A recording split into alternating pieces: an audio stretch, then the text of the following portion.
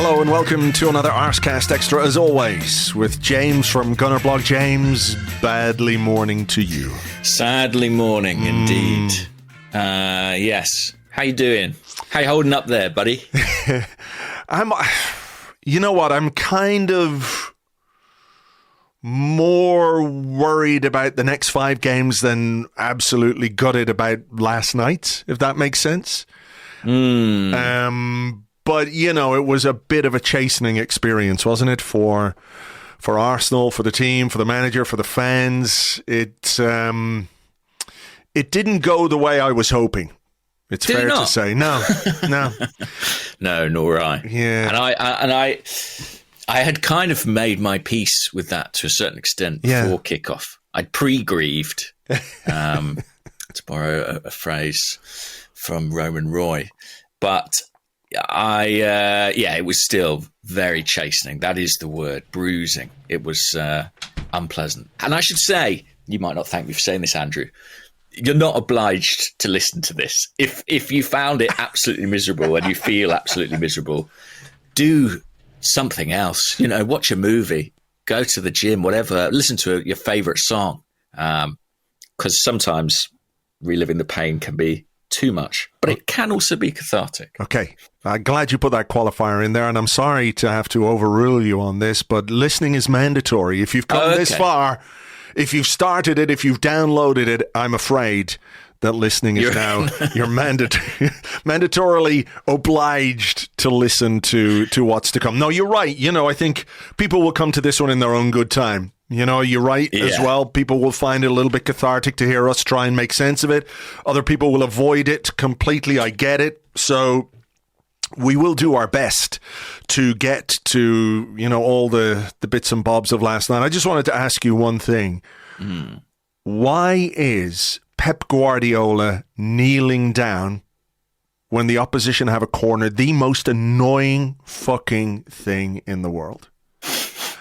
I actually hadn't noticed that. You hadn't? I'll tell you why I noticed. And I noticed this, and I was trying to figure out why it annoyed me so much. So we get a corner. He complains because, the officials have the temerity to give the opposition a corner, even though it's probably a corner. He still wants to complain and moan about something because that's what he does. And then he hunkers down on one knee. And he's, you know, it's like the thinker in a way. Can think of something else that almost rhymes with thinker, but I just find it so annoyingly affected, and it reminded me of a guy I used to hang around with, a friend I had when I was younger, like 10 or 11, and we'd be out playing, as we did back then, before the internet, when everything was all fields. Do you remember? You just go out and play football. It was, you know, 3 and in, heads and volleys, all that kind of stuff. All day long, you're out. And he used to do this thing whenever he felt like he needed to go to the toilet.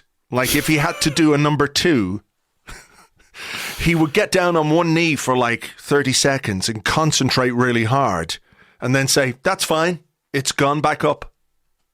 Wow. And it just may well have been what was happening. It could be. I'm not sure. They were nervous potential excretions, perhaps excited ones from Pep, but that's all I can think of every time I see him doing that kneeling thing when the opposition have a corner, is he's just trying to get it back up there.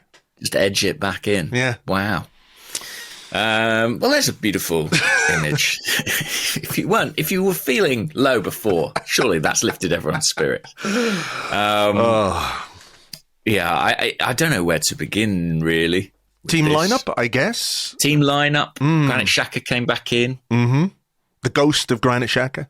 Yes. There wasn't a great reinvention of our defensive setup, as you know, had been debated as a possibility. Yeah, I was slightly worried about that. I spoke about it a bit before the game on our preview pod. I wrote about it in the blog.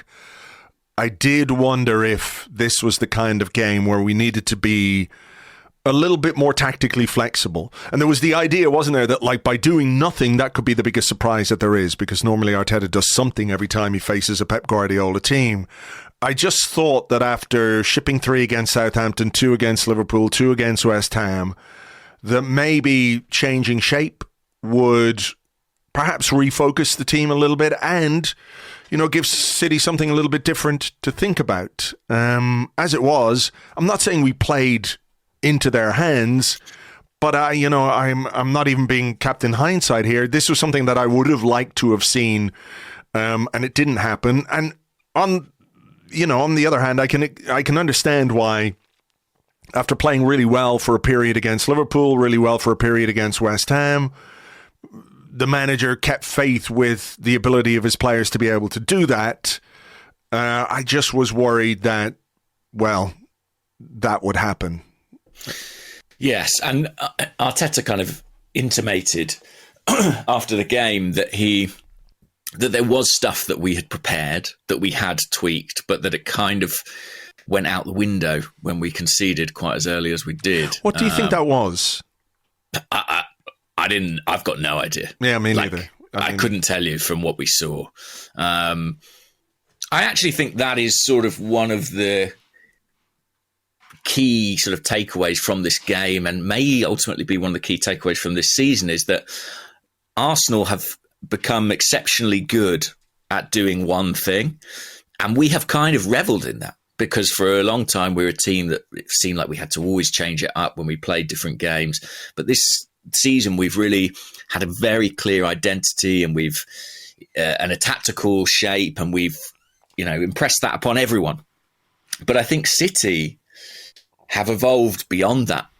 They are at a point where they can do many different things very well.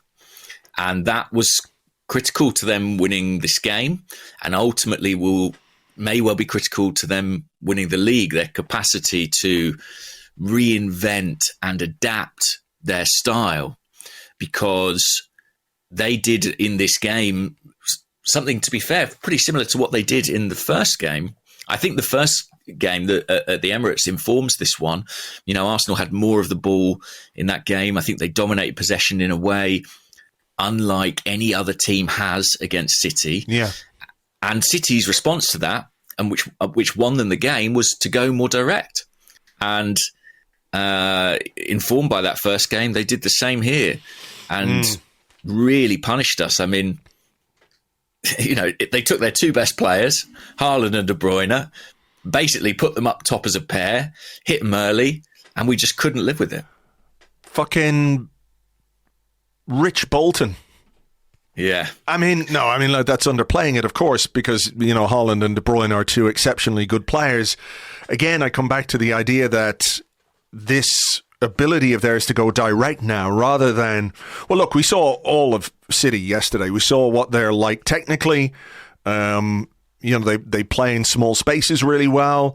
They keep the ball exceptionally well. They're first to a lot of second balls. I think we'll talk about, obviously, what Mikel Arteta said after the game about our inability to compete. But, they also have this other weapon as well. And that's kind of why I thought, if they are going to go long, they're going to stick Haaland on holding.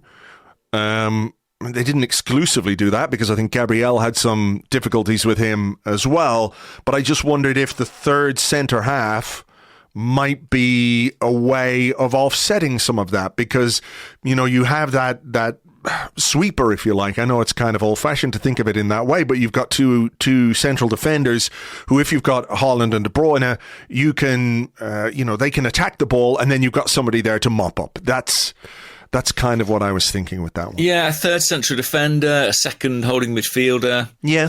I think these would have been things that might have helped Arsenal. It's difficult to say, isn't it? I think City playing like they did yesterday could have swept pretty much anybody aside. But I think with the form that we were in, particularly on the defensive side of the game, we might have been better advised to adapt and be a little bit more conservative. Hindsight is 2020 there, but I felt even in the opening exchanges, it was quite telling. City's first big chance of the game, it came from, or half chance, shall we say.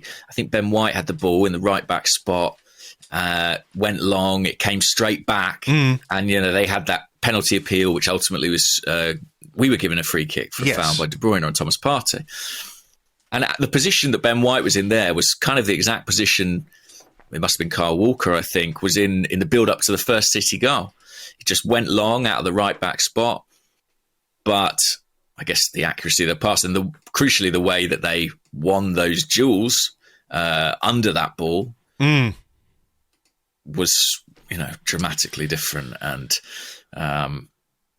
they just took us apart really on that opening goal. Yeah, they did. I mean, the opening goal came when we were pressing high up the pitch, a concerted press high up the pitch as well. Yeah. So go over it. They went over it. Haaland is... I think we have to acknowledge whatever issues we might have with our central defenders or Rob Holding in particular, I think you have to acknowledge that Haaland is a particular beast to play against, and I don't mean that pejoratively. I mean, he really is an exceptionally difficult guy to play against in circumstances like that, because he's 6'5", he's as strong as anything, he gets between you and the ball, he times his runs ahead of the central defender exceptionally well, and it's not the worst thing in the world that Holding didn't win that ball. Maybe he should have just smashed through the back of him, but then you run the risk of an early card, of course, and then you've got 85 minutes to play with a yellow card against Haaland, who, is I think quite skilled in the dark arts, if you want to call it that. He's good at falling over, and he's good at throwing his arms and his elbows around without anyone really talking about it too much, as well as his amazing skill as a goal scorer, but that's neither here nor there. I suppose the thing is, though, is that when Holding goes into that space with Haaland, you have to make sure that there's somebody there. De Bruyne ran off Thomas Partey way too easily for me in that situation. Got across Gabriel too easily. I think it's a good finish because it starts so far outside the post and then curls back in. It's one of those where you look at it and think maybe the goalkeeper should do better, but given what he did between then and the end of the first half, it feels churlish to talk about Aaron Ramsdale when it comes to that goal, because I think the defensive frailties or weaknesses were exposed much more than the goalkeeper. I think that's true. I had when I first saw it, you see any ball go in the near post and you always look at your goalkeeper in that situation. But when you see how far outside the post he sets it, I don't really know. I don't think many are keeping that out. I think we'll come to it with the fourth goal. I think he would feel he probably should have saved that one. But as for Haaland, I mean, it is kind of incredible. We think the Premier League has reached the kind of peak of physical performance, and then someone comes along who seems to take it to another level. I saw a comparison made yesterday between Haaland and Jonah Lomu, the rugby union player. And I genuinely think there's something to that in terms of someone who comes in and sets a new standard of physical aptitude for this sport, and it kind of is demanding that everyone else raise their level. It was Andrew Allen, by the way, on the match report on Arseblog News who made that comparison. So someone should employ that man. Intelligent, but I think it's apt, and I think we can talk about Rob Holding, and we will and we should, but I think many centre halves would have struggled in that situation. De Bruyne, I mean, that's the interesting thing. We think of Haaland as physical and De Bruyne as technical, but I think last night they both showed they have the other dimension to their game. Odegaard is our De Bruyne, and I love watching Martin Odegaard play, but I'm not sure he can power away from a Gabriel-like centre-half in the way that De Bruyne did. No. That was eye-catching. He's 6 foot, he's quick, he's strong, and he's that good technically. So I think if you're a City fan, you're looking at that saying brilliant goal. I think from a defensive point of view, there was a lot we could have done better. And again, it was that shape of the two centre halves, the defensive midfielder in front against their front two. We couldn't live with it. Not at all. And, 44th minute, I was crafting my halftime tweet about how Aaron Ramsdale has kept us in this game and the rest of them need to, basically buck the fuck up and get with it, because he did make some extraordinary saves. The one from Haaland is very, very good. The one where Haaland cuts inside and gets the shot away. Which one? I mean, there's one right at the end where he saves with his legs and then whacks it clear with his foot as City are coming in on the rebound. Yeah. There was one from Bernardo Silva. It wasn't the most difficult save in the world. There was one where, Rob Holding saw Haaland and just sort of pointed to where Haaland was going to go. And, that should be his job. That's, if you're there and you see him and you know where he's going, that is your job. And he fired in a shot from a very tight angle, didn't he, Haaland? And Ramsdale was equal to it. I think there was the break again when De Bruyne went through the middle. A combination of Gabriel and Ben White blocked that one. That's a good block. It was, but it was one-way traffic. It was. I was thinking as it got to half time, I was the same as you, sort of composing my thoughts and my words, and I was like, "Can you call it a robbery to be 1-0 down?" Because it felt like that. Like it was sort of absurd that it was 1-0. I'm trying to think if there were any moments at the other end. There was Partey. Thomas Partey had a shot from the edge of the box. Mm-hmm. There was one kind of half instance early on when Martinelli got in behind on the right, but it didn't amount to anything. There was a Saka pullback, wasn't there? But there was nobody in there. There was nobody in the central area. Come over to that side. Yeah. You were nevertheless thinking, as bad as this has been, if we can get in at 1-0, you're always in a game at that point. Yeah. And you have a chance to adapt and maybe change what you're doing. So it's a killer blow to concede a second right on the stroke of half time. You know the way they say 2-0 is the most dangerous scoreline in football. As we have proven in recent weeks. I didn't feel like that when City went 2-0. I didn't think now they're for it. Yeah. You'll see what happens. You fucking idiots. You may think you're comfortable, but this is where the real trouble starts. This goal, I think, look, I want to be very clear. City were by far the better team on the night. They had way more chances than we did, especially in the first half, as we've outlined. To be going in at 1-0, given the quality of some of those chances, I think you could say we would have been lucky. But I also feel like we were quite unlucky to go in 2-0 down, because I'm sorry, but that's offside. I don't buy the reverse angle VAR bullshit that they gave us.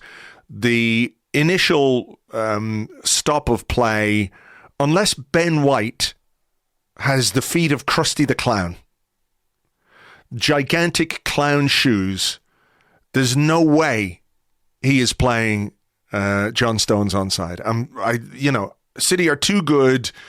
They don't need gifts like that. I don't know what you think, but I'm looking at it. I've watched it again and again and again, and I know they show this replay from behind. But that video of where they move the perspective, and it looks like a ball is over the line or not over the line, whatever it is, and then they move the camera and it shows that he's like the ball is actually over the line. I'm not explaining it very well, but it's a trick of perspective, I think, and I don't believe that John Stones was onside. Yeah, I felt quite aggrieved about it last night, partly because I think Ben White is sort of given a shove to even put him in that position to raise the question of offside. Isn't there a rule about that? Isn't that part of why the goal against Brentford was so... Why Mikel Arteta was so annoyed, because there's an actual rule about if a player is pushed or fouled into playing somebody onside, that is something that the officials have to take into account. And that was what the first phase of that move against, for the Brentford goal was. It could have been Gabriel, I think, that had been fouled. But you can't see that in a still. That's the thing. It just looks like he's running back. It was very frustrating. If I look at it rationally and coldly the next day, my basic position is I don't want to see goals ruled out over half a yard or whatever. I can accept it. I can accept it. But it was a big moment because any possibility of kind of regrouping and staying in the game really disappeared in that. Yeah. I do want to see goals ruled out for half a yard and a shoulder. Genuinely. If that's what it is, if we're all playing by the same rules, then I want to see those goals ruled out because we've had them ruled out this season. Was it this season or last season when... Maybe it was last season. When Martinelli was given offside and they couldn't prove it. So they just gave it. Yeah. I think that was last season at some point. Season on the line. Yeah. So, look... Did it affect the overall result? I guess we will... if you asked me to put a load of money on it, I'd say City would have won the game anyway. I just feel like a minute before halftime and what looks like an obvious offside... you just never know. Football is weird and strange. But piece, at the other end, suddenly it's a game. Exactly. But look, I'm not making excuses for us in any way because we were second best on the night. No two ways about it. But, if people are frustrated with the decision making, I completely understand that. I'm with you. And you're right. We were second best in all respects. I mean, it's so interesting. City were really good off the ball, really good, I thought, particularly in that first half. Their understanding of shape and space is outstanding. It used to be, they used to say, attack wins you games and defence wins you the league. But I think the appropriate evolution of that is kind of what you do on the ball can win you games. What you do off the ball can be defining over the course of the season because, I thought off the ball, they were exceptional. And I sort of am in two minds about, how good were they and how bad were we? I think it was both ultimately. I think they were very good. That's maybe the best I've seen them play this season. It's not that I've been watching them particularly closely. I think we were poor by our own standards. And I think we got City on a night when they clicked. And when they click, they can hurt any team in the world. They can beat any team in the world. And if you've got any chance of going away to Manchester City and taking anything from the game, you can't be as below par as we were. There's no two ways about that. I think you're right. I think they clicked, but they clicked... It wasn't that they clicked sort of playing their most intricate football. They clicked with quite a straightforward, direct approach that I think we should have been more aware of going into the game, given what happened in the first match, and should have been able to react to better within the game. That's a good point. So, we're 2-0 down at half-time, and it's a kick in the balls to concede that goal just before half-time. So what do? Do you change something then? You're talking about reacting in game. Half-time is a good time to regroup and to maybe think about doing something a little bit differently because, you can say, okay, we were really bad in that first half. We can't be that bad again in the second half. Let's trust in the players and the system and the process and all that kind of stuff. I get it. But I think you also have to be realistic. You have to say, well, we have been completely outplayed here by a team doing things that we must have expected, and we're not able to cope. So how do we cope? How do we make it more solid even? How do we make sure that if we have a loose moment, as we did early in the second half, we're not completely and utterly punished to the maximum? So, is this the sort of game, I'm not trying to find silver linings or anything like it, but is this the sort of game that is, in the life of Mikel Arteta, as still a relatively new manager, a learning moment where you think, okay, I made a judgment call there. I thought the players could do better in the second half, and literally within 7 minutes, we were 3-0 down, and whatever slim chance there is to getting anything from it is completely gone. I think it definitely is a learning moment for him. I mean, I have to say, sort of like the thing that a lot of people say coming out of this is, well, they've shown what we need to do to get to that level if we're going to match or beat City.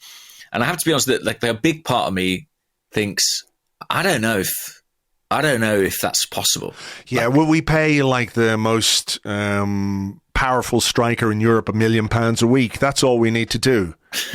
Yeah, like I know they showed us where the bar is, but I look around the Premier League and I don't know if I see anyone immediately equipped to reach that bar.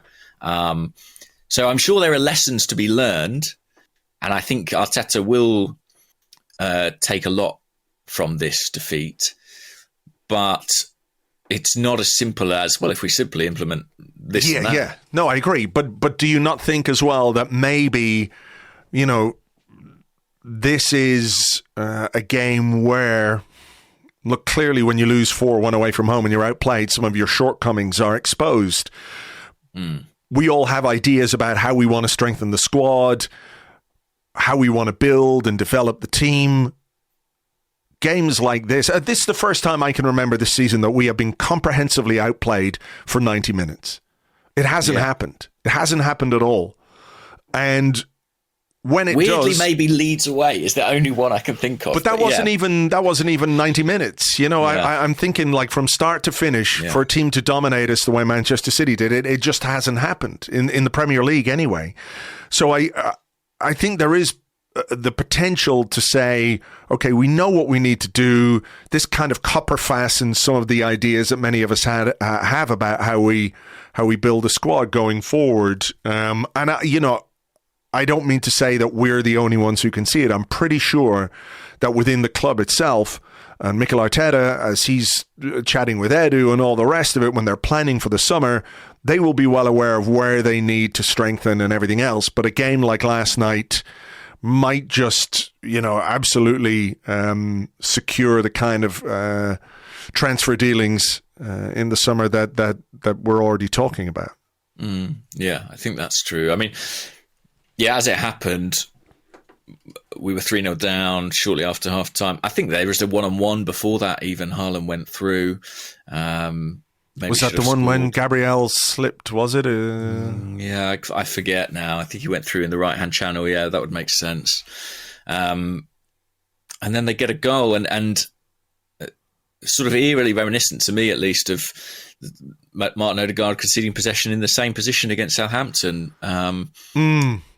Just a moment of sloppiness, punished to the maximum again. I mean, I'm watching that chance of Haaland. One of the defenders, I think it's Diaz, takes the goal kick and just pumps it long. Haaland gets in front of Gabriel, is too strong, and he goes through on goal, and Ramsdale has to make an excellent save. The inability to cope with Route 1 football, which you don't necessarily associate with Manchester City. When they can combine that with the technical ability that they have, it is frightening. I mean, the third goal, I'm sorry, I think Partey is found wanting again. I know Martin Odegaard gives it away, but we were talking about this a little bit on WhatsApp. I mean, the finish between Holding's legs, it's not great defending from Rob Holding. It's a very confident finish from De Bruyne, who's obviously an amazing player, but I don't think he should be nutmegged for a goal like that as a central defender. Partey didn't look like he could run or couldn't run. No, he goes for the points at that point in time, doesn't he? He sort of points to De Bruyne who's run off him rather than staying with him. He was running through treacle then. Yeah, he really was. I don't know if there's a physical issue underlying there. Well, there must be, because we've been managing him all season, haven't we? The physio going to international duty and everything else, but he's pointing. I mean, there's not much that as he's going through. Holding has to go across, but then I don't think he sets himself well enough for the potential shot. But he has to kind of cover the space and then try and get back on De Bruyne. Yeah, I'm just watching back and trying to figure out how we actually give it away there. It's an Odegaard just a he uses layoff. his right foot, doesn't he? I think. Yeah. And it's not his strongest. He's looking for Partey, and they just pick up the loose ball. And again, that's that straight line running from De Bruyne. We just couldn't stay with him. And that, I mean, it seems unnecessary to say it's game over at that point in time, because it very much felt like it already. Well, it was. I mean, there's nobody watching that game, Arsenal fan or City fan or neutral, really thought that any other possible outcome was going to take place other than a Man City win. I mean, I think they knew it. They took their foot off the gas a little bit, I think. Is that fair to say? Oh, yeah, absolutely. And I actually think Guardiola probably would have been a bit frustrated about that. There was a tiny bit of sort of sloppiness from them, and he's so exacting about that kind of thing. But, I mean, at 3-0, you're very much in control, aren't you? And we're sort of playing for pride at that point. Should we have had a penalty? The Holland handball? Oh. I mean, I was looking at that going, well, I know his arms are by his side, but he actually uses his arm to block the ball.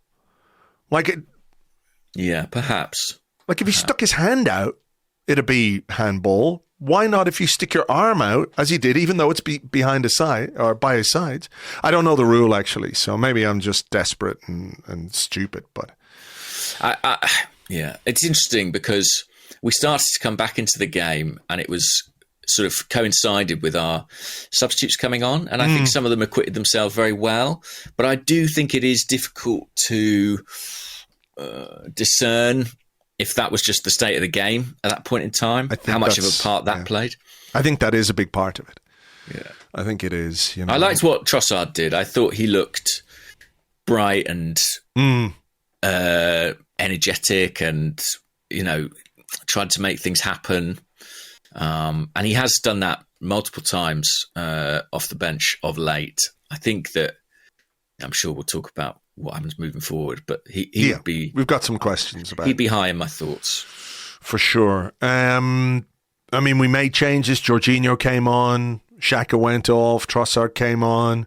Martinelli went off. I mean, you know what? What's been such a key strength for Arsenal this season is the ability to stretch the opposition by keeping our wide men wide and, moving the ball about the pitch very quickly and stretching them. And Martinelli left the pitch after an hour with 11 touches of the ball.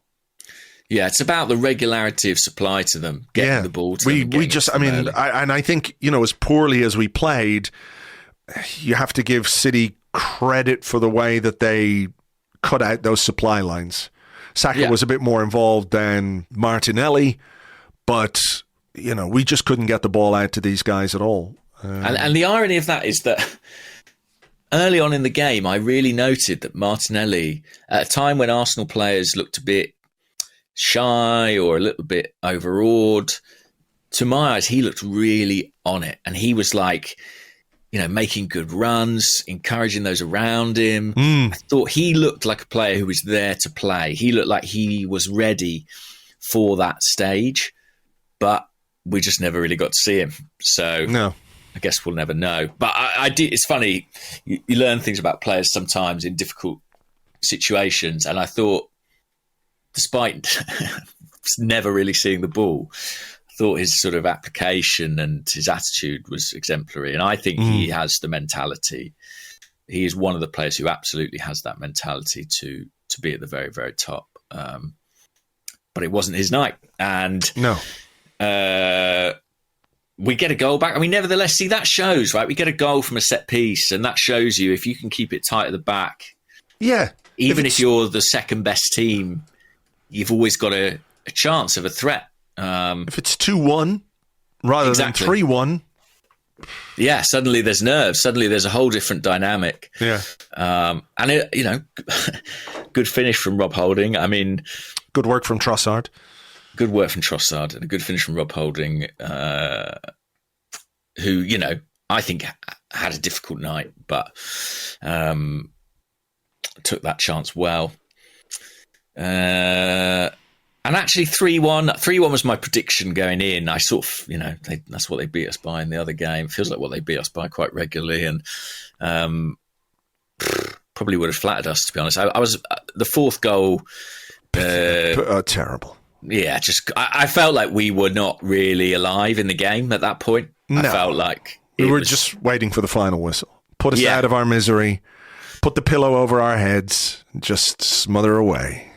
Exactly, and the only person still really playing was Haaland, because he hadn't had his goal, and that was the sort of crumb of comfort I was going to take from the game, and he gets it. It was really bad defending. I mean, look, the thing about it is, it had no real impact on the overall story of the game, did it? City were miles better, deserved the win. It adds a little bit of gloss for them.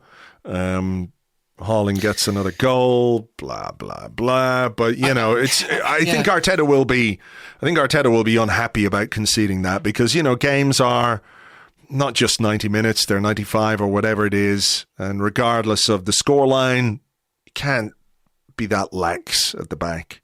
No, and it's the first time we've been hammered this season. 4-1 is a thrashing, and we've been fortunate enough to not have to live with that this season until now. And I will say, although the gulf was evident, I do have nagging frustration that we never saw Arsenal's best 11 against City in any game. I think there was a time,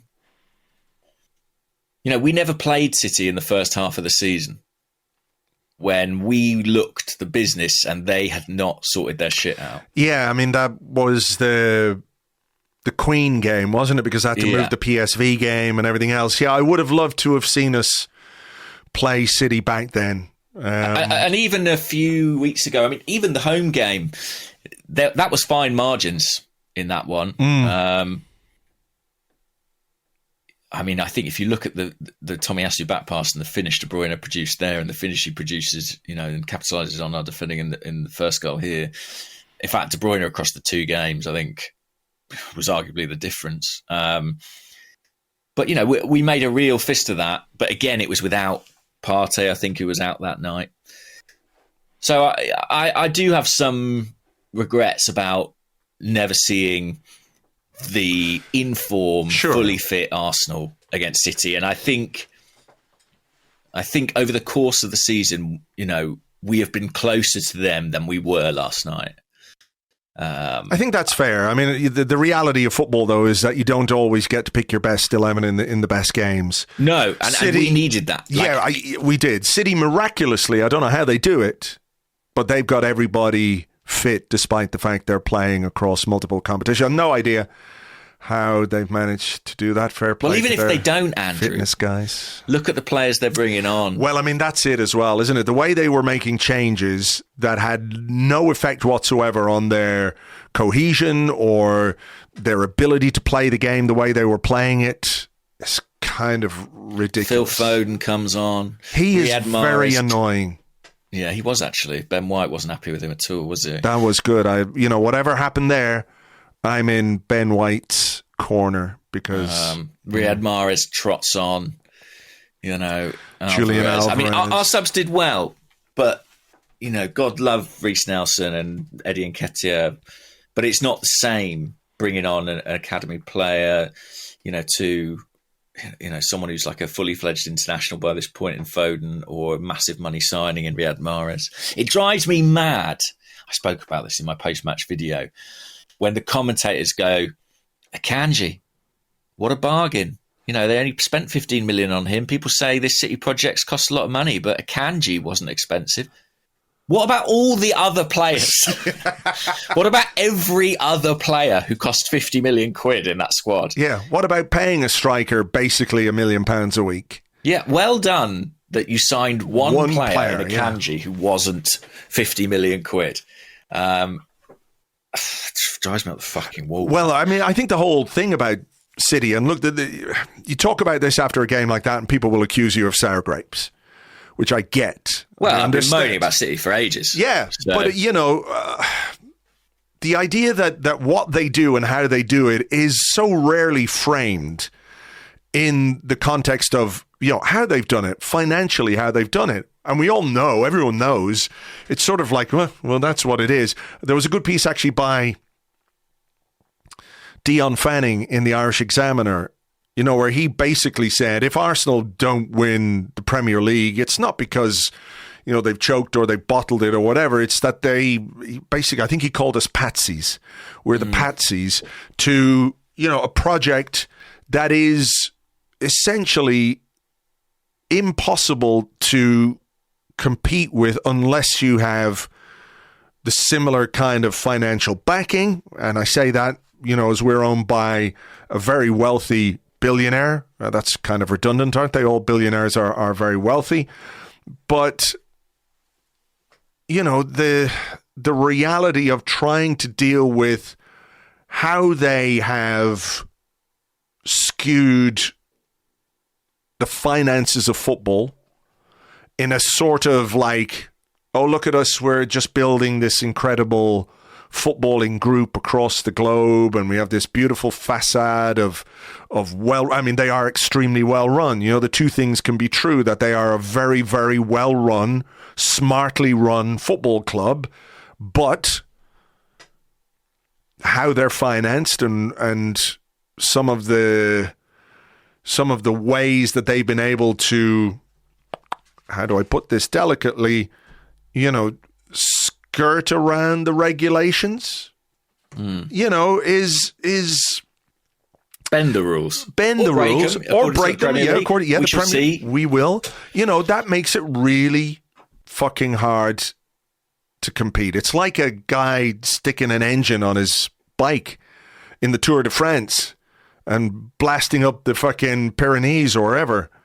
It's the equivalent of that. While everyone else is pedaling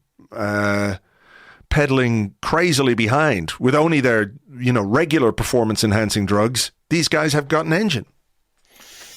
Yeah, I have to give credit, actually, to Miguel Delaney, who continues to talk about sports washing despite receiving barrages of abuse online, and has banged that drum for a long period, and wrote last night about, is the Premier League in danger of becoming Liga with one super club that nobody can get close to? I mean, all the other fans of other big clubs who revelled in Arsenal's demise last night should be equally depressed or more depressed, because they are further from City than we are at this precise point in time.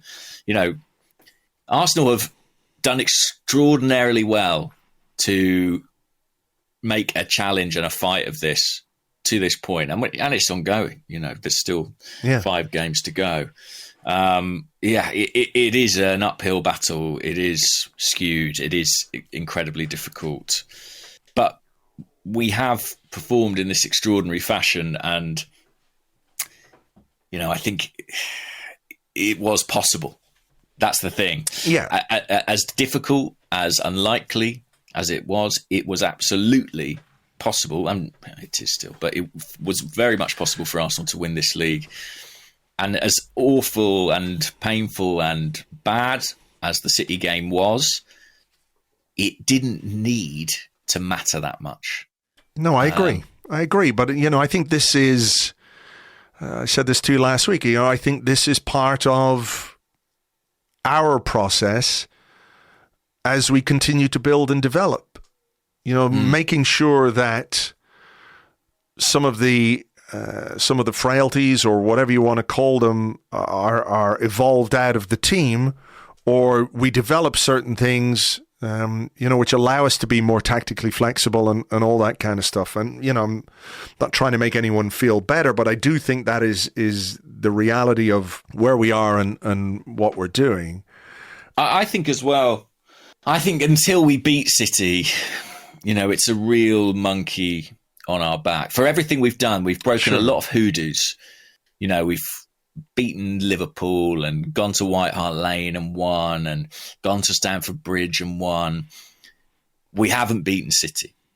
And in a race this close, I think it's possible that those 2 league games with City weighed very heavily on the manager and the squad. If you look at the periods in the run-up to the 2 City games, I think on both occasions we went 3 games without a win heading into City.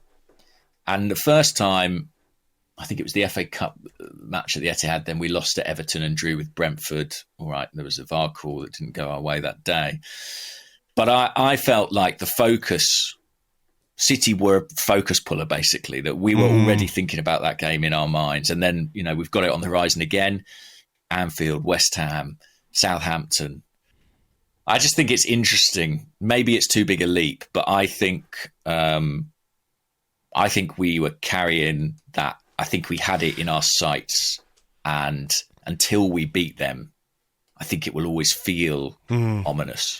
That's interesting. All right. I suppose if you're looking for a crumb of comfort this morning, it's that the response after the Man City game was really good. Well, yeah, because the pressure was off to a certain extent. Well, maybe so. And, there was a school of thought going into this game. Well, we dropped the points that we did. Now it's kind of a free hit, which, I was never really convinced by, to be perfectly honest. I think if we hadn't dropped the points against West Ham and Southampton, we'd have gone into this game with a little bit more freedom. Whether that would have been evident in our performance, I don't know.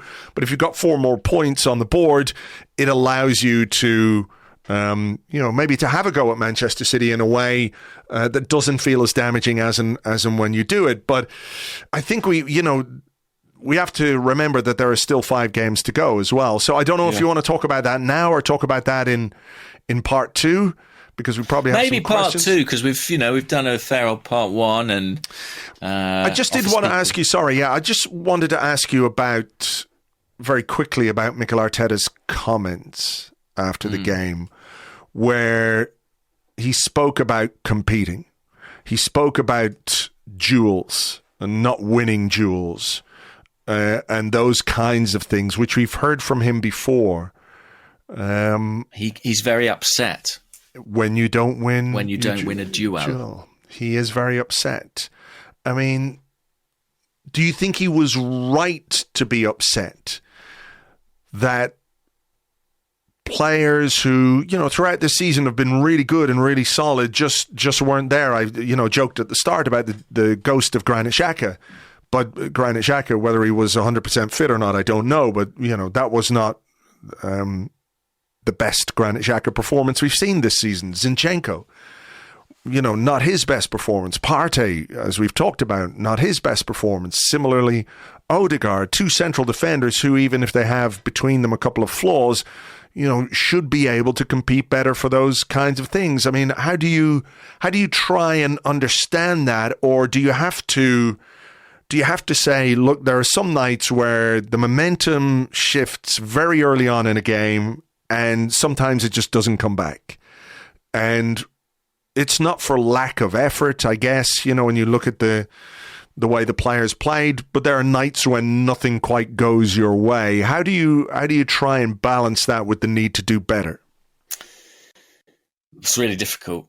I think we came into it on the back foot, 3 arguably disappointing results. One very disappointing result against Southampton. Not defending well. I mean, we've said that for a couple of weeks now, but the goals against column has really stacked up, hasn't it, over the past month or so? What is it, 9 goals in 4 games? Something like that? No, maybe more. No, it's 3, 7, 11. 11. Yeah, that's pretty brutal. Yeah. So I think... the players didn't go into this with the same level of confidence, in the same level of form. Those things are real. They do impact what happens on the pitch. And I think structurally, there were issues. And Arteta again kind of alluded to this, but I think he spoke about sort of wanting to carry on with what's got us to this point. But I think he should look at himself today. And listen, he's had an amazing season. I think he's arguably the manager of the year, whatever happens to the league title, in terms of where he's taken Arsenal from where they're expected to be to where they are now. The football we've played, the moments he's brought us as supporters. But I think that the lesson he may learn is that sometimes you just got to change it. And it's funny, you know, like how many times have we said about a City game? I hope he goes and does what we do every week and doesn't tinker too much because it's Pep and he tries to outsmart him. But this was, Pep called it a final, and it was a kind of final. And sometimes in a final, you need to play a different game. You know, remember the FA Cup final 2005? Arsenal had a few injuries at the back, had to sit back, ride their luck, grind it out. You know, the FA Cup run that Arteta himself oversaw in 2020, similar thing of having to cut our cloth accordingly. Hindsight's 2020, but I think that may have been the right call in these circumstances. If Arsenal were flying off a 7-game winning run and, you know, tidy in possession, clean at the back, scoring goals up top, then I think we could have gone to City and given them a real game. That wasn't the context last night. And it was probably, you know, he's been saying after every game, I remember after Liverpool, he said, I want them to focus on that half hour where they were brilliant. And after West Ham, he said they need to remember how good they were in the first 10 minutes. And it's felt a little bit like he's just sort of slightly hung on to that and thought, my best hope here is that they resuscitate and that wins out. But maybe we need to look a little bit more at the other 60, 70 minutes in games and think we're not what we were. We need to be more pragmatic. Yes, I agree with that. Okay, let's take a little break here. We're going to come back with your questions and more in part 2 right after this.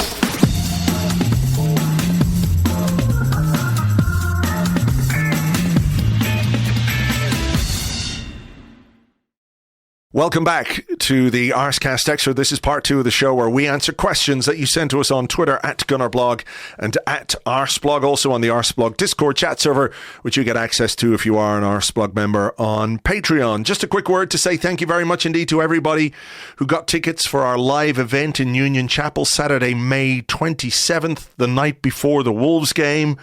Who knows what the state of play might be by then? I know we're all down in the dumps, but you never know with football. We have to keep hoping, I guess, that something crazy and brilliant could happen. But regardless of that, we're looking forward to seeing all of you there. It was a great night last year, James, and I'm sure it's going to be a great night with the Arsenal Vision guys again.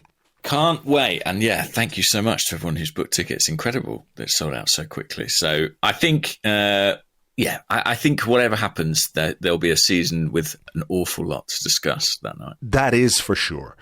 The other thing I just want to mention right now is that the fundraiser for the Arsenal Foundation has been going on throughout the month of April, and this is probably our last podcast in April because, you know, it's May soon, isn't it? May Bank Holiday weekend on Monday, and this Arsecast Extra is taking the place of the regular Arsecast. Tomorrow we'll probably do something for you over on Patreon, but we did pledge to donate every penny that we made from Patreon this month to the Arsenal Foundation fundraiser. James, you very generously have donated your Arseblog wages. Andrew Allen has donated his Arseblog wages as well. We've, rounded up the figure, minus, of course, what Patreon and the payment processors take and everything else. So they take a chunk. So I've rounded it back up again. And I'm announcing right now that we are going to give, Arseblog is going to give 50,000 euros to the Arsenal Foundation fundraiser. I don't know what the actual total is right now. I should have a look, shouldn't I? Just giving... I mean, it's insane how much money's been raised through this campaign. £367,585. I'm not sure what the exchange rate is like, but add 50,000 euros to that, and it's well over the £400,000 mark. And incredible. We could nearly pay Erling Haaland's wages for 1 week. Extraordinary. No, it's about 3 days. About 3 days. No, it is. wow, that's amazing, Andrew. Congratulations. And congratulations to Elliot and the Arsenal Vision guys as well for spearheading this. I'm very humbled to have played a small part in it. But what an extraordinary sum of money that is. And I think it will make a real, like a very, very, very real difference to the project that the Arsenal Foundation are running. So, yeah, fantastic. Yeah, and well done to everybody who gave whatever they could to this, because I know that, everyone can give differently, and regardless of whether it was big or small or somewhere in between, every single penny that's been raised is going to an incredible cause. The work that the Arsenal Foundation do in the Zaatari refugee camp in Jordan is amazing. So thank you to all of you, and it's amazing, Andrew. I mean, we're literally in the UK, like we're in the cost of living crisis, Yeah, and well, same here. Yeah, putting their hands in their pockets and showing their generosity. It's a real testament to the fan base and the community that surrounds this club. 100%, 100%. The generosity and the willingness to help is off the charts, and even in difficult times, at difficult moments, people are prepared to do that. So again, thank you so much to everybody. And let's see what we end up with. There's still a few days of April left. So let's see what we end up with. Right. Shall we do questions? Yes, let's talk about the football again. Let's do some questions. All right. Here's one from Silent Fox 1 in the Discord. He said, and you touched on this in part 1, do you think Trossard deserves a start on Tuesday? And then just sort of a follow-up from Breakthrough, also on the Discord. He said, without wanting to pile in on after a poor performance, the likes of Partey, Zinchenko, Holding have been playing well below their level in recent matches, while Nelson, Trossard, Jorginho have been lively when introduced to games where we've struggled. Should they, and perhaps Kieran Tierney, be given starts over the next few weeks? Or is Arteta too stuck in his ways to change? I sometimes feel that no matter what a player does, if Arteta has his favourites, he's extremely reluctant to change things up. So it sort of continues on that theme we were talking about towards the end. So 1, Trossard for Tuesday. 2, does he need to think very seriously about changing something else as well after this defensive wobble that we've been through in the last 4 games? Yeah, I feel that, as I said towards the end of part 1, he's almost been, doing the chest compressions on this team, trying to get them back into life. And I think that he did that with City in mind, thinking that his best chance was, can we get plan A working again? I think with that out the way, there's almost a bit of a clean slate. I think he will clean the whiteboard off a little bit and look at the problem again. I think he should. And I think there are a few individuals who are pushing for inclusion. Trossard, for me, is definitely one. He didn't really put a foot wrong as a starter in the team. And we even had questions today about, was it wrong to take him out at the starting 11? Sure. When Gabriel Jesus came back. I think, Gabriel Jesus came back into the team and did pretty well and scored plenty of goals. But when Trossard's come on, he's been impressive again. And I think form is a factor. He looks like a guy who is hot right now, who is ready for the opportunity. I would find a place for him in the team against Chelsea. What about you? He's so hot right now. Yeah, I would too. I mean, I saw people saying, is there a correlation between Trossard's absence from the team and these poor results? I don't think so. I think our issues have been defensive, really. Let me just ask you this then, as a follow-up from Twitter. It's Shivam Naman Sinha, who's at Shivam_N_Sinha. And apologies if I mispronounced that. He was asking about centre-backs as a transfer priority, but he said, are we over-indexing on Saliba's absence and giving a pass to others who have underperformed in the last few weeks? And I think that's interesting because I do think we have missed William Saliba. No two ways about it. We've missed basically until the time that he got injured, the best central defensive partnership in the Premier League was Saliba and Gabriel. So I do think clearly we've missed him. But do you think in the absence of him that we might have expected a bit more from some others? Certainly. And I've been pretty consistent saying that some of these defensive issues were creeping in before Saliba got injured. And there are areas of sort of sloppiness and concern that, needed to be addressed whether he was there or not. I think a key word you said there is partnership. I think central defences in general are built on partnerships, and the one between Gabriel and Saliba has been exceptional. Mm-hmm. I think Gabriel doesn't look as good without William Saliba next to him. And that's no surprise. I think there are other players whose form has dipped. Thomas Partey is certainly one. I think Zinchenko has not been at the standard that he set for himself. Maybe the same would be true of Ben White as well, just because he was really outstanding in the first half of the season. This morning, it feels like you could list a whole lot of players, but I do think the two or three that I've mentioned there are notable. The holding thing is sort of, it's like, I'm sure a lot of people might be tuning in today, sort of, hoping's the wrong word, but sort of expecting us to kind of have a go at Rob Holding. But I just don't really see the point. Like, Rob Holding is Rob Holding. Like, we had this question, right? So it's from Sam Shelton on Twitter, and they said, whose fault is it for the lack of third choice right back? It's left us short and is an oversight. And I was like, I don't know if that question is a joke or not. Like, when you're down to your third choice player in any position, and that's what Rob Holding is, really,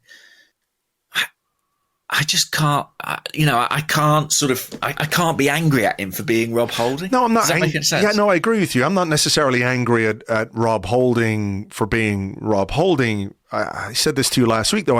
I think there are things that he could do better. Can he, though? I think he probably can. Like, there were moments yesterday when I didn't know where he was. That's not ideal. That's no. As a central defender, that's not ideal. I think he has a tendency to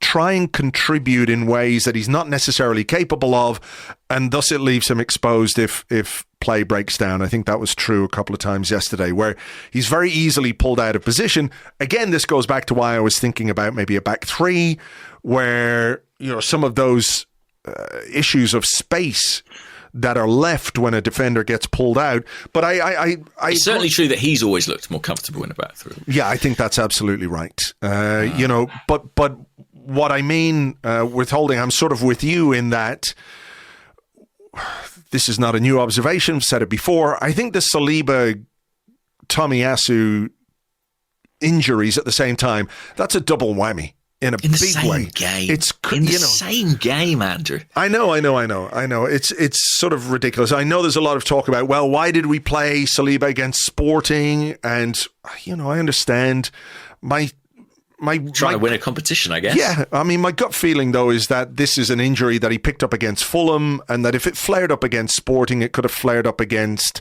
whoever we played in the league next. And the seriousness of this injury is such that they're talking about structural damage to his back. Nobody were you at the Sporting game? I was. Right. Did you see anything happen to him?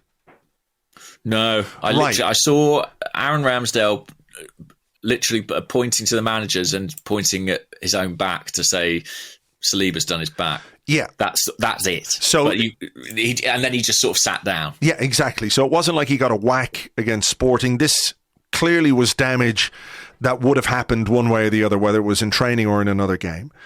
The thing that's absolutely fucked us is the fact that Tomiyasu is injured as well. at the same time. Just a freak accident. He slipped on the pitch. His knee took a wobble and bang, his season is over. And I was talking to somebody about this on Twitter today, and there was a little bit of a debate about, well, are you sure that if Tomiyasu is fit, we'd be playing Ben White at centre-half? Because Ben White's played all season at right-back. I would bet my fucking house on the fact that if Tomiyasu was fit and Saliba had got injured at Premier League level, it would have been Ben White starting at centre-half and it would have been Tomiyasu at right-back. Well, if it wasn't that, Andrew, it would be the same two players the other way around. Do you know what I mean? Yeah. I take the point that Ben White's played right-back all year and it's worked for us. He's had a good partnership with Saka. But Tomiyasu's an international centre-back for Japan. So I think there's every chance... he is the next man into that defence. I think it would have been the same if Zinchenko had got injured. Tomiyasu to be playing there. Yeah. So, and to be honest, if Tomiyasu was fit, there are games in this run-in that I think he might have played. He might well have started, even if everyone was fit, because the manager's shown he really trusts him in some of those situations. Yeah. So it's a double blow. It's, I think I'm in a... all I'm saying is, Rob, we came into this season hoping to qualify for the Champions League, right? I don't think having Rob Holding as the fourth, maybe fifth choice centre-back in that group was a mistake. I just don't. No, there's a certain level of player that exists, in that stratosphere of things. What would have happened if Gabriella got injured? Before we bought Kivior, for example, we didn't have another left-sided centre-half. Tomiyasu was the guy who could have played in there. Yeah. So we, on that basis, not saying we've been lucky, but, the fact is we thought we were well covered on the right. In January, we brought in somebody to give us cover on the left, and then we got 2 injuries on the right. No, and I don't think letting Cedric go, I don't think anyone's going to lose their sleep over that one. No. But, we saw him in the run-in last season, and we saw that it didn't really help us a great deal. Just to go back to the Trossard thing, by the way. Sorry, yeah. Yeah, start him. He's got to start, I think. He's Where, though? Where would you start him? That's the interesting thing. That is the interesting thing, because, Saka, Martinelli have been 2 outstanding players. It depends what he does with the shape. Depends what he does with the defence. I mean, I think as we're looking forward, as we're looking towards the Chelsea game on Tuesday, I don't think we can put out that same back four and just say, well, get it right tonight, lads. Have you seen Chelsea? Yeah, but that's kind of... No, I'm being facetious. Kind of what worries me, Yeah, I know. And I'm sure they'll bring Aubameyang back into the starting 11, especially just for pure sort of narrative purposes. And there's Mudryk to think about as well. I'm sure we'll suddenly remember how to play football. I don't know. I had a sort of wild thought just then, which was maybe rest Bukayo Saka and play Trossard sort of through the middle and Jesus on the right. I don't know. Maybe, but Mikel Arteta never seems inclined to rest Bukayo Saka. No. And defensively, I don't know. I don't know what he'll do there. How would you change the defence? I mean, again, the only thing I can think of, given the personnel that we have, is sort of to shift to a 3-4-3. With White, Gabriel, and one other, whether that's Tierney or Kivior. That then leaves you with wing backs, I know, but 3-4-3 can be a very attacking formation as well. It's not necessarily, we sort of play with 3 at the back anyway, don't we? When you think about it, when you consider where Zinchenko plays or tries to play in the last couple of weeks, it hasn't really worked out for him. So I would not feel confident with that same back four.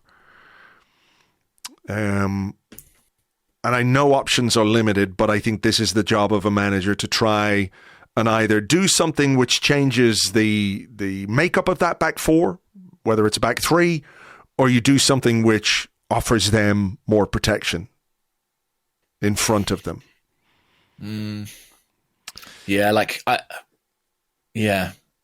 think it's tempting to sit someone in next to Thomas Partey, whether that's Jorginho or whether it's Xhaka, just to offer that bit more protection. Yeah. I think that would be the way I would go. Here we go. Let's have another question. We've sort of covered that. Okay. Okay. What about this from Pat MCM? Pat says, given that we're the second best team in the country and City are still streets ahead, how do we avoid slipping into complete despondency? Despondency at the state of the game, at the feeling we didn't just lose this title, but probably the next 5 or 10 are out of our grasp too. Is second actually the best that anyone can hope for against a financially doped, state-sponsored juggernaut? Maybe it is, but I don't think you can allow yourself to think like that, because at the end of the day, it is just 11 versus 11 when it comes down to it. I think we've demonstrated, right? We have demonstrated that it is possible to compete with Manchester City. As Arteta said, we're going toe-to-toe with them. Not necessarily last night, or not necessarily, you could say it in the first game, where we dominated possession and I know we lost and everything else. But I think we have shown that it is possible. And that, but for, a few shortcomings, a few mistakes along the way, this could be like a blueprint in a way of how to compete. Like if we had like a little bit more strength up front, maybe if we had a little bit more strength at the back, as we've talked about, we wouldn't be sitting here necessarily saying, well, that's it. It's inevitable, blah, blah, blah. And I don't mean that to be critical. I just mean to say that we have done exceptionally well this season. And I think it shows that it is possible if you're smart and if you recruit well and if you build a good team and if you get some momentum and belief and confidence, it is possible to compete with a team like Manchester City. Right now, I guess nobody thinks that it's still realistic to win the title. I don't necessarily think it is. Funny things can happen in football and strange things can happen in football, but I don't think it's quite as cut and dried as the question makes it out. We talked about even if it is, yeah. Go on. Even if it is, you've got to believe otherwise, right? Otherwise, what are you doing? Yeah, what's the point? Yeah. Here's one from John Larkin on the Discord. He said, sadly evening or sadly morning. He said, how does Mikel Arteta lift the players after tonight? There's still some big games left and we cannot afford to fall apart, as that will be, unfortunately, what the season is remembered for as we go into the summer. How big a job does Mikel Arteta have now to lift the mood? And look, it's unrealistic. It's very unlikely to happen, but it is not impossible that a miracle could transpire over the next 5 games for us and 7 games for Manchester City and all the rest. Never say never, all the rest. So how does Arteta put this in a box and get his players ready for the next game and the next? Because we've got Chelsea, Brighton, Newcastle. 3 really difficult games. And if we're feeling sorry for ourselves in any way, don't like to think about it, Yeah, we're in a fortunate position that we are 19 points. Is that right? Sorry. No, more than that. 21 points clear of 5th position, right? So the stakes are substantial, but they're not... there's no risk of sort of complete collapse, really, I don't think. But I think it would be really sad if we ended the season on a whimper, given how far we've come and what we've produced, and the fact that we've got a massive podcast event the night before the last game.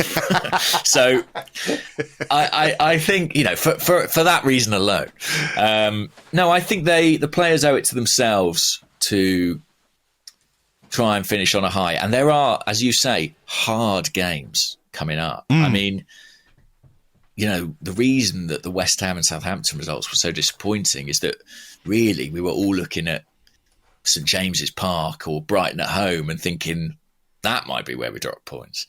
Or Chelsea even, as bad as they've been, they're Chelsea, and it's a London derby and it'll be a challenge. But I also think that the reason that we need to turn it around quickly is that when you look at City's games, if there are fixtures where they're likely to drop points, or it's possible that they'll drop points, in my opinion, they come in the final week.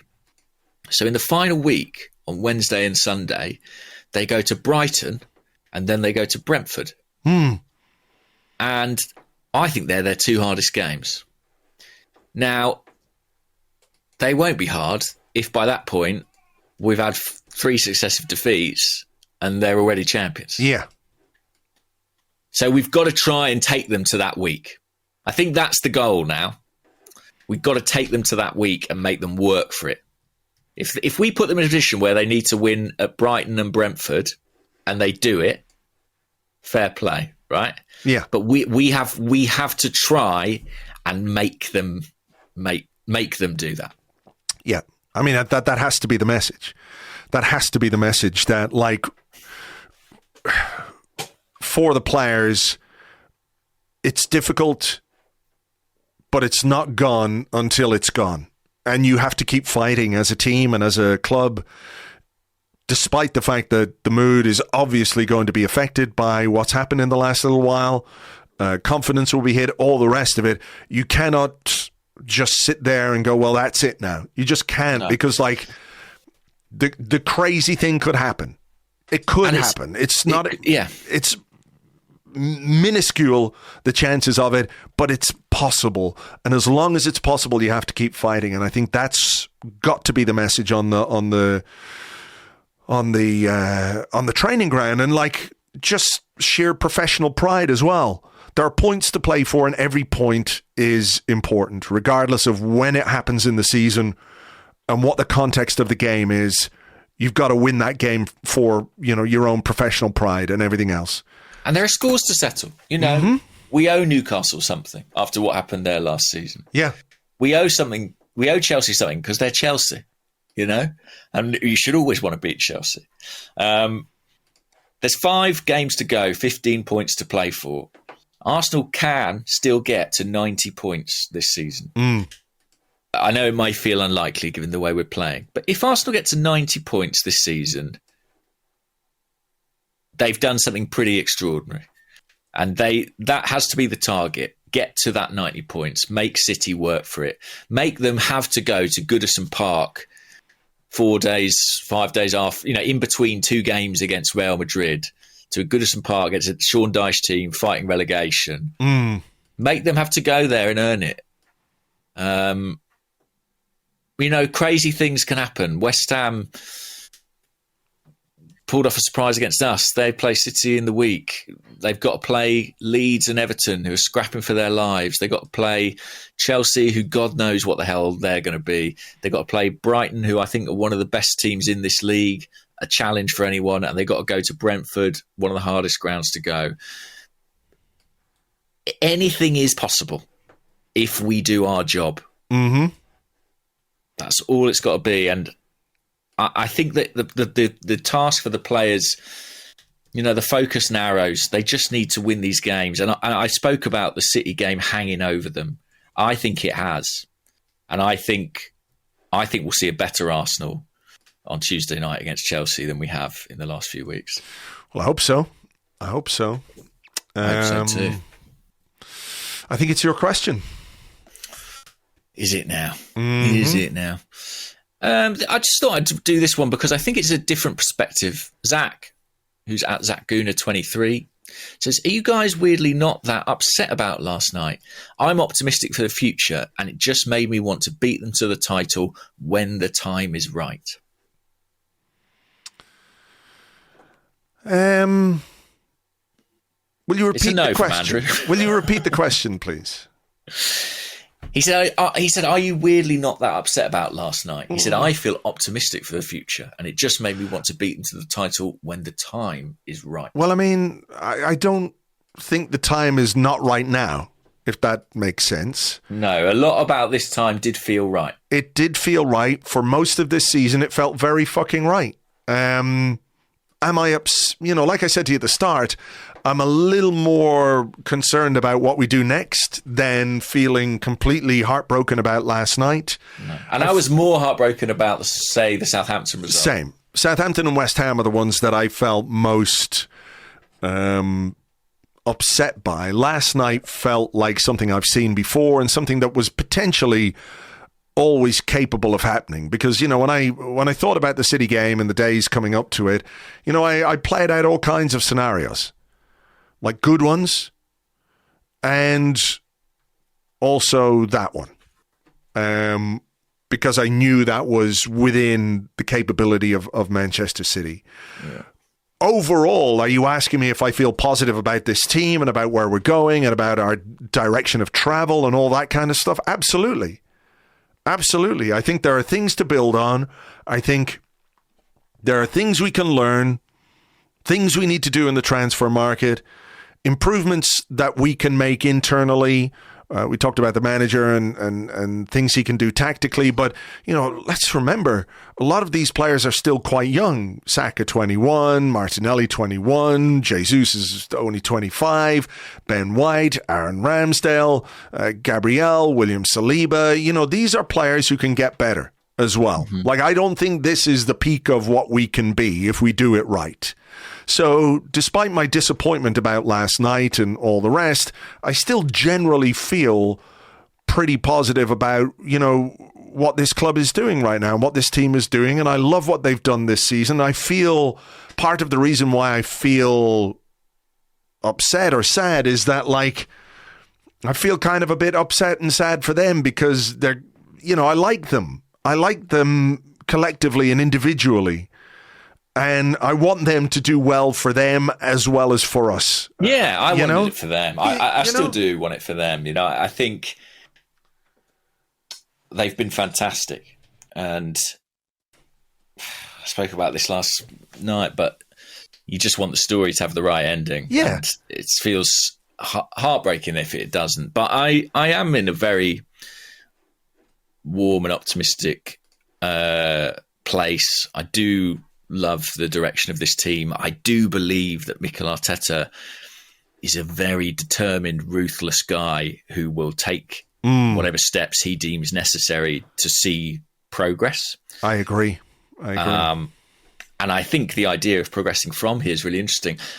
Sort of touching back on the question about despondency and can we challenge City? And I mean, to be honest, I think the City we saw in the first half of the season, pre-World Cup, I think we could have beaten them to the title.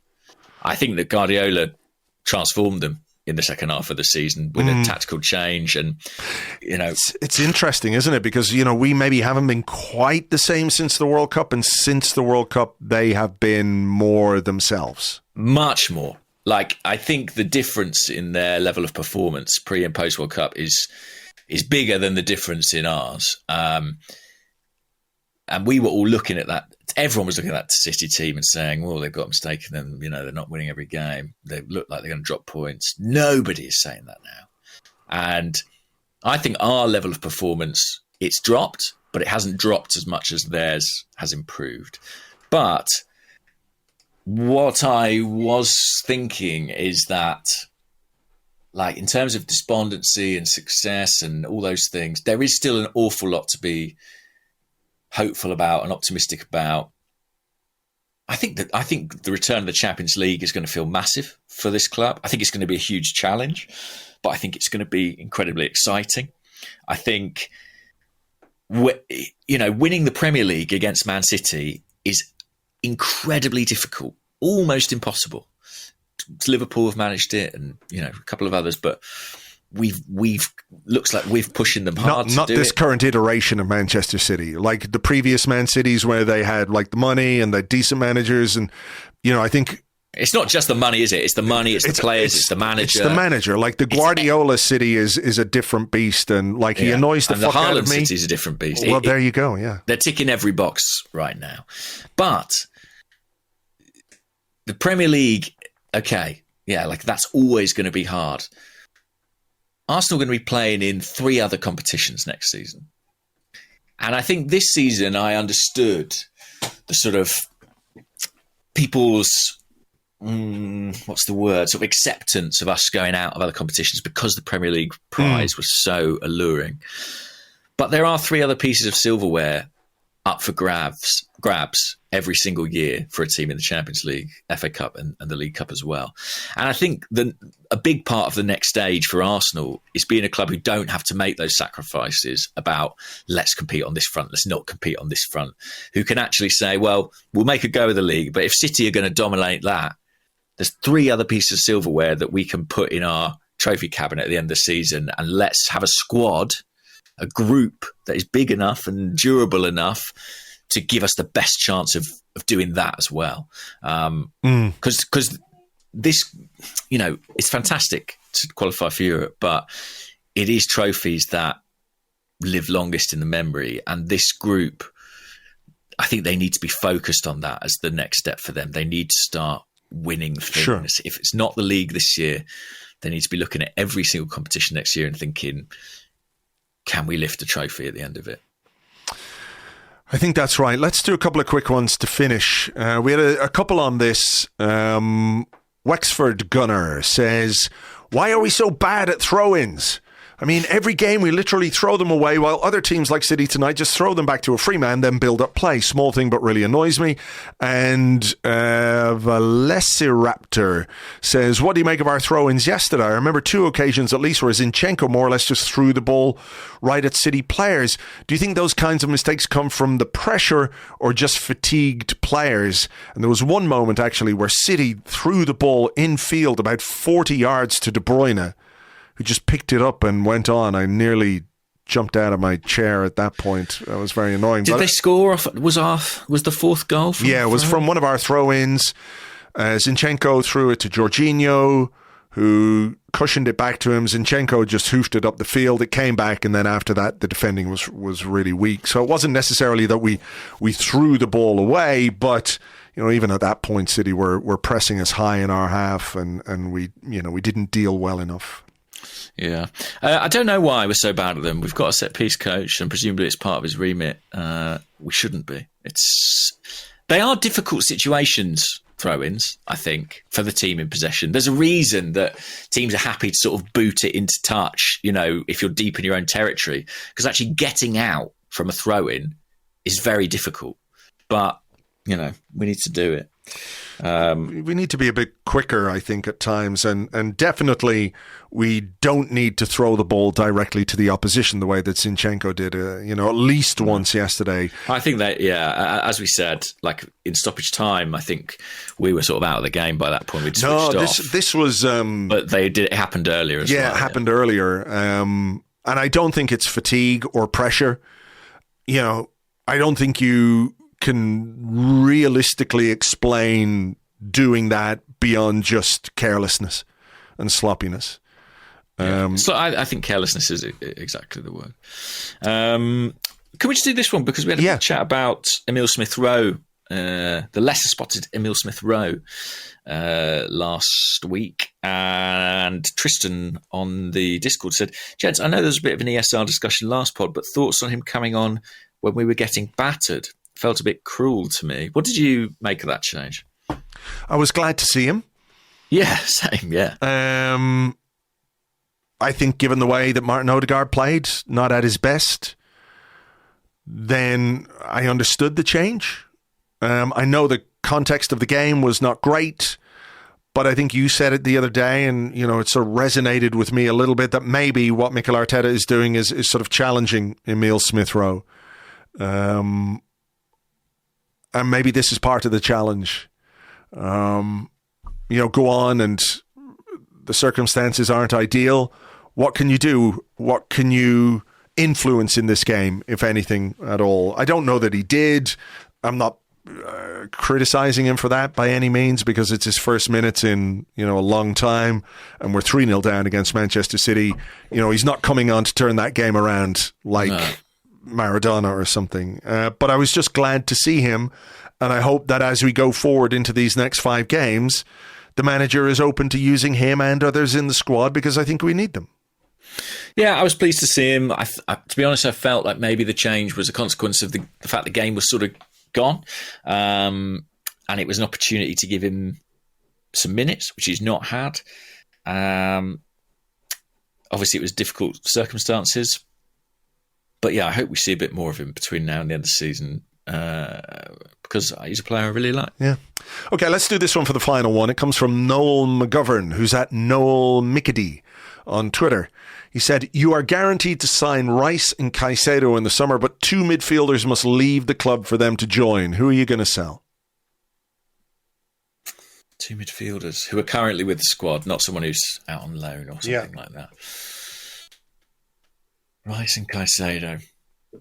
That's the big. That's this summer's James Maddison versus Martin Odegaard, isn't it? It's like, which side are you on? Choose your weapon, Ben White or William Saliba. They got both in the end. I think.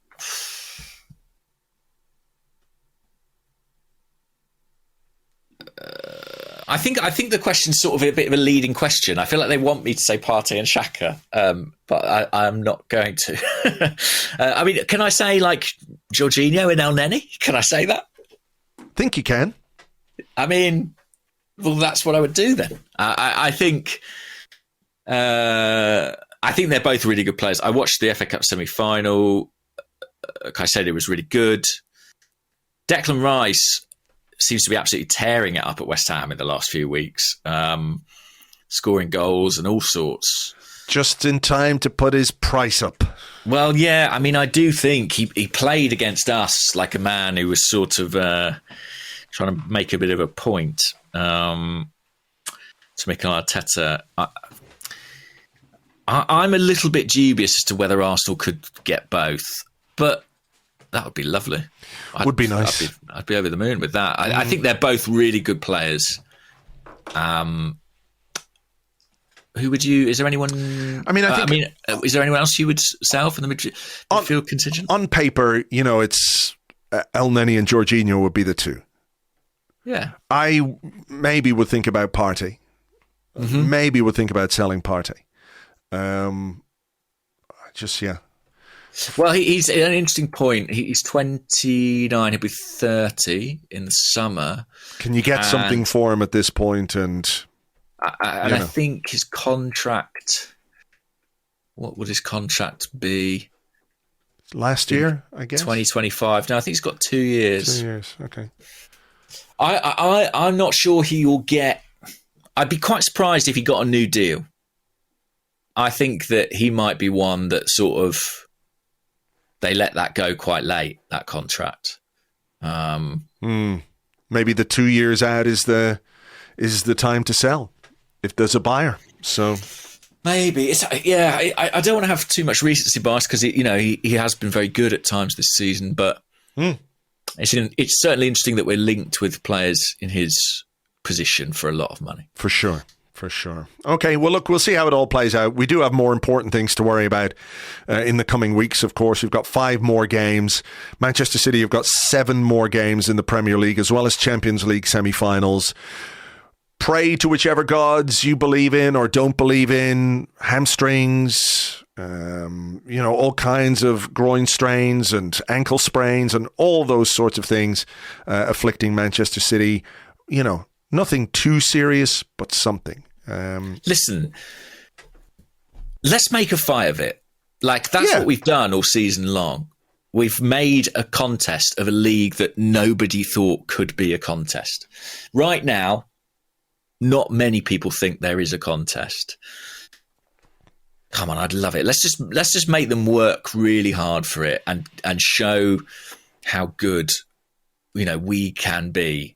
I know that we're not at our best, but if we go and beat Chelsea, it'll just give everyone a massive lift ahead of a huge game. Is it Newcastle after that? Yeah. So, yeah, come on. I really don't want to see this fizzle out. And those home fans have made, away fans were brilliant last night as well, but the home fans have made the Emirates such a brilliant place to watch football this season. I really, really hope it can feel like that again on Tuesday. No, I agree. I hope so too, because, you know, it has been amazing and it feels over, but it's not necessarily over. So I think that has to be the mindset for the players, for the manager, for the staff, but also for the fans. And I'm sure that will be the case when the Emirates is packed on Tuesday night against Chelsea. So look, we'll preview that game for you over on Patreon at some point, probably over the weekend, maybe on Monday. I don't quite know. For now, we will leave it there. As ever, thank you very much indeed for being with us. Hopefully, you didn't turn off right at the very start when James told you to. The 3 people who listened beyond that point. Yeah. I hope you enjoyed it. I hope you enjoyed it. And we'll catch all 3 of you on the next one. Until then, folks, cheers. Bye-bye.